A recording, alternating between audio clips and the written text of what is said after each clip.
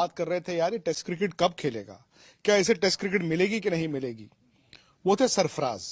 सरफराज को test cricket मिली और जैसे कहते हैं ना fish to water, test cricket में इन्होंने जाके ऐसे खेला यार ये तो घर की खेती है, घर की खेती जैसे खेला आपने।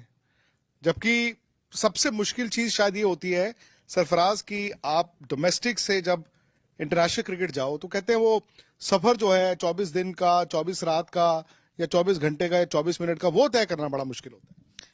जी बिल्कुल। मतलब मैंने जब बैटिंग में करने को गया था तो इनिशियली 3 बॉल मुझे थोड़ा सा अजीब लगा, बट बाद में जैसे ही मैंने पहला बॉल खेला छोड़ा, उसके बाद 3 रन का एक शॉट खेला, उसके बाद मुझे ऐसा लगा कि मैं रणजी ट्रॉफी का मैच खेला हूँ, क्योंकि पिछले 3-4 साल से यही रूटीन हो खेलते हुए आ रहा हूँ मैं, मैचेस खेलते हुए आ रहा था।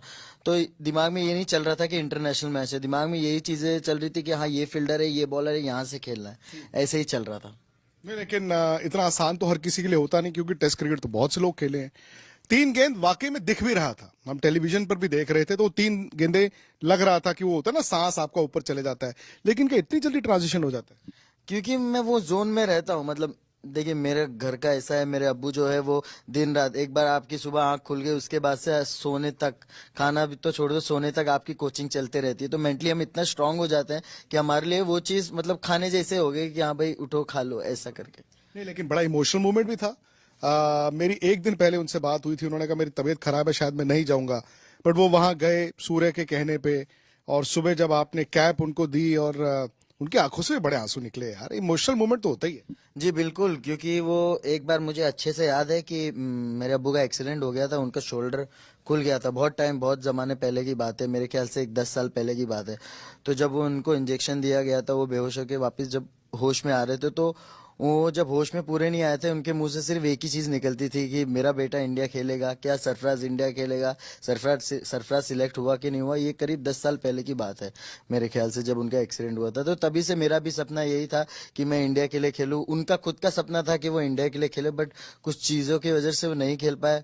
तो उन्होंने मेरे पे भरोसा रखा, मुझे मेहनत कराया कि ये मेरा बेटा मेरा सपना पूरा करेगा। तो मैंने भी जब इंडिया खेला तो जो 6 साल का जब मैं था क्रिकेट चालू किया, 6 साल की उम्र से आज मैं 26 साल का हो गया हूँ। तो ऐसा लगा कि मैं जब इंडिया खेल जाऊंगा तो 20 साल का बोझ मेरे पे से उतर जाएगा जो अब्बू ने मेरे ऊपर रखा है। यार लेकिन एक बात है, जब आपका वो 50 हुआ, वो सेलिब्रेशन हुई, तो हम सब ने कहा यार बॉम्बे स्कूल ऑफ बैट्समैनशिप है, ये पहले टेस्ट मैच में 100 तो आ ही रहा है, वो रनआउट तो चुभा होगा। देखिए सबके मतलब ज्यादातर देखा जाए जिन्होंने 100 किया है उन्होंने अच्छा किया है आगे चल के, और ऐसा नहीं है कि जिसने नहीं किया वो खराब करेगा। ये क्रिकेट है, जो जिस दिन अच्छा करते जाएगा उसका नाम बनते जाएगा, उसका काम बनते जाएगा। तो यही है कि देखिए ये पार्ट ऑफ द गेम है, रन आउट हो जाता है, कोई जानबूझ के करता नहीं है। बट ये था कि हाँ सपना था कि डेब्यू में 100 करना था। बहुत लोगों ने बोला तू डेब्यू पे 100 करेगा, तू डेब्यू पे 100 करेगा। जब वो स्टंप पे बॉल लगी ना, ऐसा लगा कि दिल पे बॉल लग गई रन आउट के टाइम।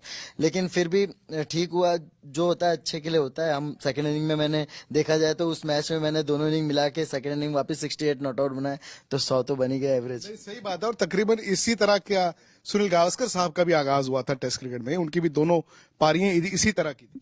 जी बिल्कुल। मैं तो उनका फैन रहता हूँ बचपन से। जब अब्बू यूट्यूब पे भी या कई मैच पुरानी चलती होती थी तो गावस्कर सर का मैं वीडियो देखता था, जितने भी पुराने बैट्समैन, सचिन सर का वीडियो देखता था मैं।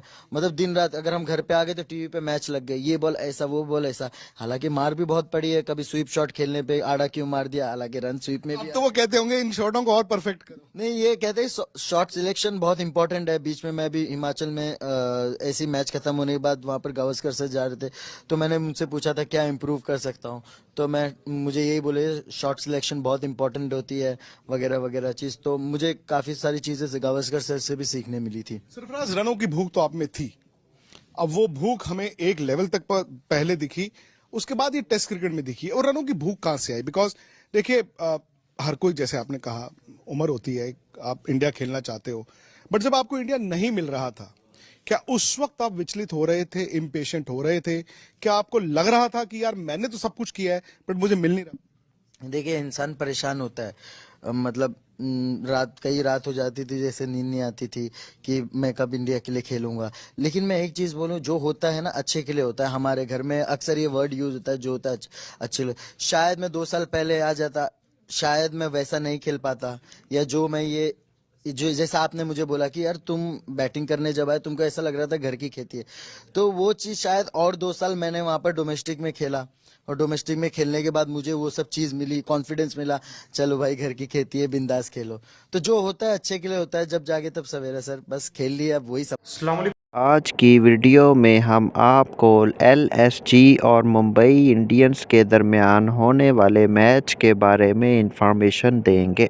एलएसजी जिसको लखनऊ सुपर जायंट्स जबकि एमआई को मुंबई इंडियंस के नाम से जाना जाता है। एलएसजी लखनऊ सुपर जायंट्स के कैप्टन ऋषभ पंत और मुंबई इंडियंस के कैप्टन हार्दिक पांड्या के दरमियान ये मैच हुआ। एलएसजी ने बेहतरीन बैटिंग करते हुए 20 ओवर्स में 203 का टारगेट दिया। एलएसजी के बैट्समैन माइकल मार्श और एडन मार्करम ने बेहतरीन बैटिंग करते हुए टीम को एक अच्छा टारगेट सेट किया। ऋषभ पंत जो कि एलएसजी के कैप्टन हैं, उनकी बैटिंग कोई ख़ास ना रही और वो जल्द ही आउट हो गए। एलएसजी ने 20 ओवर्स खेले और उनके 8 बैट्समैन आउट हो गए। इसके बाद मुंबई इंडियंस ने बैटिंग को स्टार्ट किया। मुंबई इंडियंस की ओवरऑल बैटिंग कोई ख़ास ना रही और बस उन्होंने टारगेट को अचीव करने के लिए कोई ख़ास मेहनत का मुजाहरा नहीं किया।